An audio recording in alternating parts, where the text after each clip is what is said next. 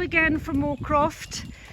Just want to show you today, I'll explain a little bit more about the long reining work that we do here at the centre and the value of it.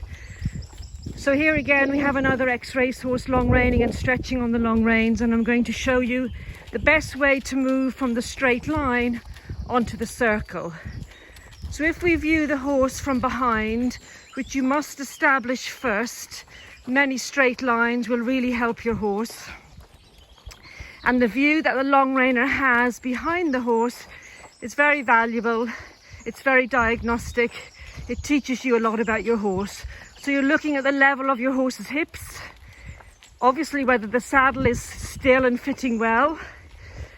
You're looking at how the tail is hanging, whether it's swinging nicely or whether it's always kinked to one side, which is something that you will need to look into if that's happening.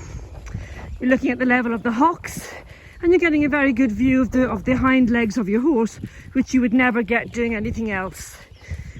So when you have established that the horse is comfortable doing that, you're then going to learn to move your horse seamlessly onto a circle. So Leanne will now take 3 steps to her side onto her left leg, and she's now looking at the horse from a totally different angle. She's looking at him from the side. She's seeing if he's tracking up or over tracking. She's looking at the length of his stride. She's able to see the muscular posture of his back and neck. And she is now in a position where she would be able to ask him to trot. And he's anticipating trot a little bit because he's used to walking, going large. So we will allow him to trot and use himself. And again, Leanne is able to see a lot from where she's standing and see the stretching and the muscular definition of the horse's body. While she's long reining in this position, her outside line, which is in her right hand, is there to guide the horse on the circle and to prevent him or help him from falling in. It can't stop him falling in, but it certainly helps him to be better able to be balanced and to stay out. And the line that's in her left hand, the inside line, is able to gently bend the horse if that is required. But both lines should have an even contact.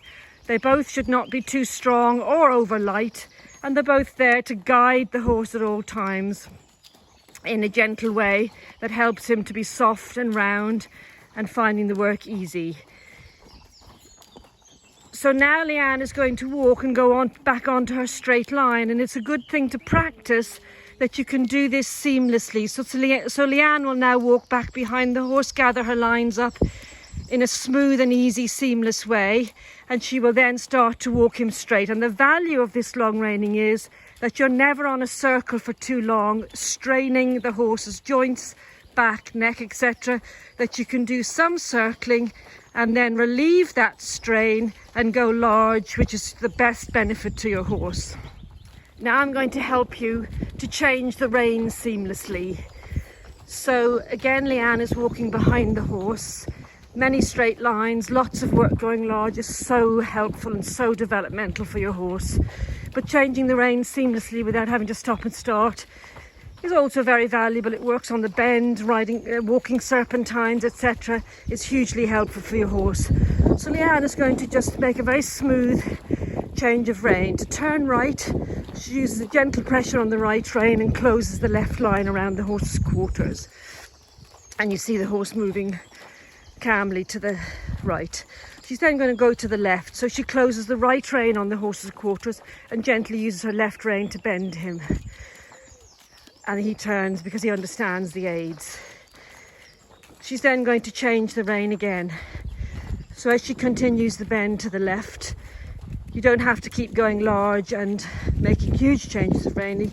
If your horse is able and ready, it's a very useful exercise to do lots of turns where you start laterally creating much more flexibility within your horse's spine, which again, so much can be done from the ground in such a helpful way for your horse. So again, you saw Leanne change the rein seamlessly. We're now on the right rein. We're going to go back to showing you the circles. So Leanne's behind the horse. She takes 3 strides onto her right foot, and she's now in a different angle looking at her horse. And he again anticipated trot, so he jogged. Sometimes it's best to let them go and they're only offering you what they think you want and being helpful. And sometimes they jog because they're a little bit tight, and when they go on the circle, that brings out the tightness. So again, the right rein in this case is encouraging some bend if it's needed, and the left line in Leanne's left hand, the outside line, is giving the horse some balance, controlling the size of the circle to some degree, but both lines in general are giving the horse a corridor in between which we ask him to work. So we're working on the spinal straightness all the time, the elongation of the spine, the alignment of the spine, and that goes on for the whole horse's life, constantly working on straightness, the development of straightness, so the work we get on the right rein is as good as the work that we get on the left.